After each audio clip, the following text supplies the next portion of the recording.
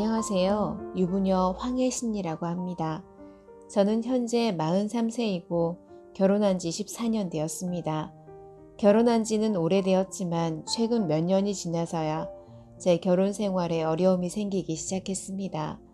우리 가족은 부유한 가족이 아니지만 시부모님은 크고 넓은 집을 갖고 계십니다. 넓은 집 덕에 남편과 저는 결혼한 이후로 시부모님과 함께 살고 있습니다. 시부모님은 모두 70세이십니다. 이전에 대학 교수였던 시아버지는 매우 온화하고 상냥하며 며느리인 저를 자신의 친딸처럼 대해주십니다.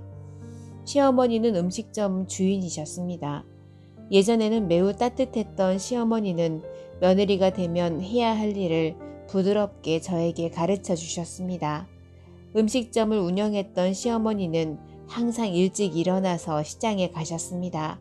그래서 저는 아침 식사를 직접 준비할 필요가 거의 없었습니다. 매일 제가 일어나면 시어머니가 온 가족을 위한 요리를 해주셨습니다. 제가 출산한 후에도 시부모님은 아이들을 돌보는데 많은 도움을 주셨고 각자의 일로 바쁘더라도 자녀들을 돕기를 꺼리지 않으셨습니다. 그동안 정말 행복하고 시부모님께 감사했습니다. 하지만 최근 2년 동안 시어머니의 성격에 변화가 생기기 시작했습니다. 시아버지는 그것이 노년의 징조라고 했습니다. 온화하고 따뜻했던 시어머니는 며느리에게 점차 엄격해지고 까다로워지시고 계십니다. 시어머니는 더 이상 저를 딸이 아닌 하녀로 여기십니다.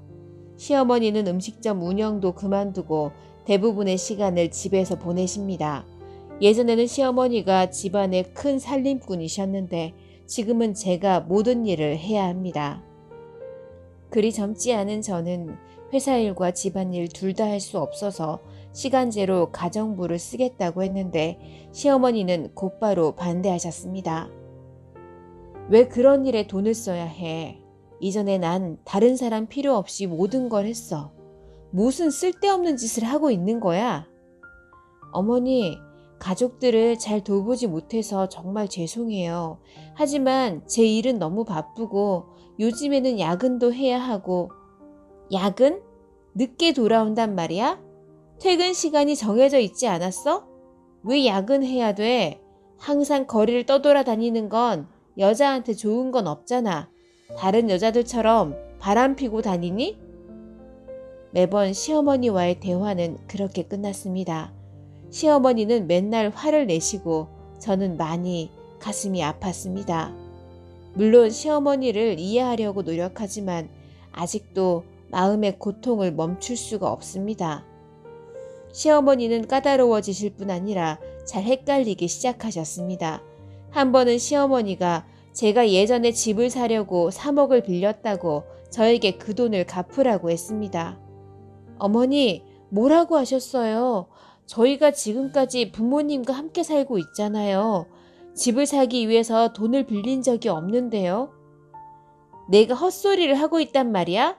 그렇게 큰 돈을 빌려줬는데 갚을 생각이 없는 거야? 강도야?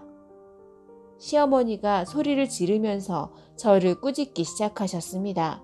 시아버지와 남편이 개입해도 상황은 나아지지 않았습니다. 그 순간들은 지치도록 항상 지속되었고 결코 멈추지 않았습니다.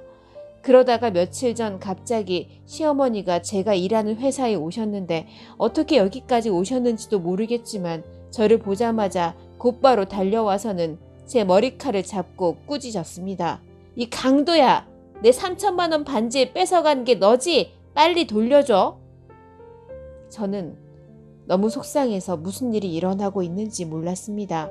회사 동료들이 급히 어머니를 제지했고 저는 무력감에 어머니! 어머니 놔주세요! 뭐 하시는 거예요? 라고 소리칠 수밖에 없었습니다. 시어머니가 젊었을 때 고생을 많이 하셔서 치매에 걸리셨는데도 건강은 여전히 매우 좋으십니다. 사람들이 말리긴 했지만 시어머니는 여전히 제 머리칼을 잡고는 세게 잡아당기고 계속 때리셨습니다. 어떻게 내 소중한 반지를 훔칠 수가 있어. 정말 나쁜 계집이야. 지옥에 나가! 어머니 아니에요. 어머니께서 3천만 원짜리 반지를 가지고 계신 것도 몰랐는데요. 어머니 놔줘요. 맙소사 죽지 그래. 너 같은 사악한 년은 이 세상에 살면 안 돼. 어머니. 그 후로도 시어머니는 저를 여러 번 때리셨습니다. 정말 너무나 아파서 흐느껴 울었지만 그래도 참기만 했습니다. 시아버지가 나타날 때까지 모든 것은 엉망이었습니다. 시아버지는 다가와서 시어머니를 제지하고 뭐 하는 거야? 우리 집안이 부자야? 어떻게 3천만 원짜리 반지를 살 수 있어? 며느리에게 뭐 하는 거야? 얘가 울잖아! 라고 하셨습니다. 시아버지의 말을 듣던 시어머니는 갑자기 모든 행동을 멈추고는 바닥에 쓰러져 눈물을 터뜨리셨습니다. 시어머니는 아이처럼 울었지만 자신이 한 일을 곧 모두 잊어버리셨습니다. 우리 남편은 어머니의 정신 건강이 매우 불안정하다고 느끼고 그 직후 병원에 데려갔습니다. 현재 시어머니는 요양원에서 요양을 받으면서 상태가 많이 좋아지셨습니다. 의사들은 어머니가 9월이면 집에 돌아올 수 있다고 했습니다. 존경할 만한 시어머니가 지금은 불쌍하게 느껴집니다. 그러나 마음속 깊은 곳의 상처는 지울 수가 없습니다. 가끔은 시어머니가 하신 일로 회사에서 비웃음을 당하는 악몽을 아직도 꿉니다. 아픈 마음을 달래려고 모든 것을 오늘 털어놓기로 했습니다. 좋은 하루 보내세요.